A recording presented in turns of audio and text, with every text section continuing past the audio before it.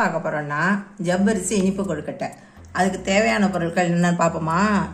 ஜவ்வரிசி 200 கிராம், இட்லி அரிசி, புழுங்க அரிசி 250 கிராம், ஜீனி 200 கிராம், சர்க்கரை 200 கிராம், உப்பு 1 டேபிள் ஸ்பூன், 4 ஏலக்காய் பொடி பண்ணினது, 1 மூடி தேங்காய். இந்த புழுங்கரிசியை 3 மணி நேரம் ஊற வச்சு இதை நைஸாக அரைச்சி அதனோட இந்த ஜவ்வரிசியும் கலந்து பிசைஞ்சு வச்சு அது திரும்ப 1 மணி நேரம் ஊறின பிற்பாடு கொழுக்கட்டை செய்யணும். அரிசியை இந்த மாதிரி நைஸாக அரைச்சி வச்சுருக்கோம். இட்லி அரிசி 3 மணி நேரம் ஊற வச்சு அதோட இப்போ இந்த ஜவ்வரிசியை கொட்டி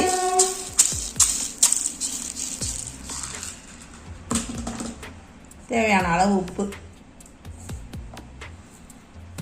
போட்டு நம்ம பிசைஞ்சு வச்சிடறோம்.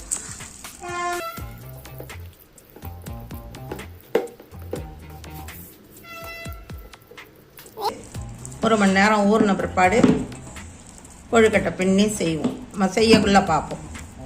அப்படியே வச்சு மூடி வச்சிட்டோம்னா 1 மணி நேரம் கழிச்சு நம்ம ஜவ்வரிசி நல்லா ஊறி இருக்கும், கொழுக்கட்டை பின்னுறதுக்கு நல்லா வரும். நம்ம ஜவ்வரிசி கொழுக்கட்டைக்கு அரிசியும் அரைச்சி ஜவ்வரிசியும் சேர்ந்து வச்சுருந்தோம்ல மாவு இந்த பதத்துக்கு இருக்கணும். ரொம்ப கெட்டியாக இருந்தது, கொழுக்கட்டை பின்ன வரலன்னா கொஞ்சம் தண்ணி தெளிச்சுக்கலாம். இப்போ இது மாவு ரெடியாக இருக்குது. அடுத்தது உள்ளே வைக்கிறதுக்கு தேங்காய் எடுத்து வச்சுருந்தோம் இல்லையா, அந்த தேங்காயை மிக்சியில் போட்டு அடிச்சுட்டு வந்திருக்கோம். இப்போ ஏலக்காய் பொடியும் ஜீனியும் சேர்க்குறோம். இது அடுப்பில் வச்சு நம்ம கிளறணும்னு தேவையில்லை, இப்படியே செய்யலாம். இப்போது நம்ம ஜவ்வரிசி கொழுக்கட்டையை செய்வோம். இப்போ நம்ம ஜவ்வரிசி கொழுக்கட்டைக்கு மாவு பின்றோம்.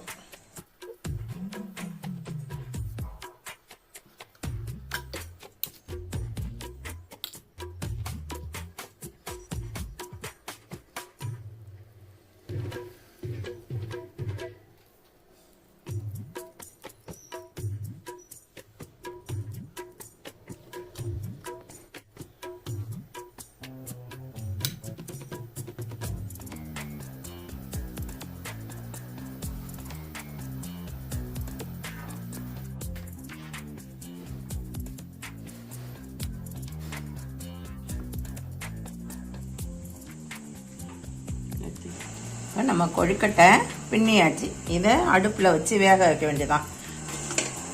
ஒரு 5 நிமிஷம் வந்தால் கொழுக்கட்டை போதும்.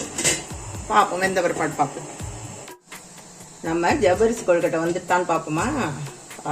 வெந்து போச்சு, எடுக்க வேண்டியதுதான். நம்ம கொழுக்கட்டை எவ்வளோ நல்லா வந்திருக்கு பாருங்க. இது குழந்தைங்க மணி கொழுக்கட்டாங்குங்க, இல்லைங்க தேன் கொழுக்கட்டாங்குங்க. உள்ளே அந்த ஜீனியும் தேங்காயும் அப்படி சேர்ந்து அப்படியே இருக்கிறதுனால நம்ம அடுப்பில் வச்சு பரட்டாதனால ஜீராத்தன்மை சூடு படவும் இருக்கும். இது தேன் கொழுக்கட்டாங்குங்க, நல்லாயிருக்கும். பிள்ளைங்க விரும்பி சாப்பிடுங்க. எல்லோரும் செஞ்சு பார்த்து சொல்லுங்கள்.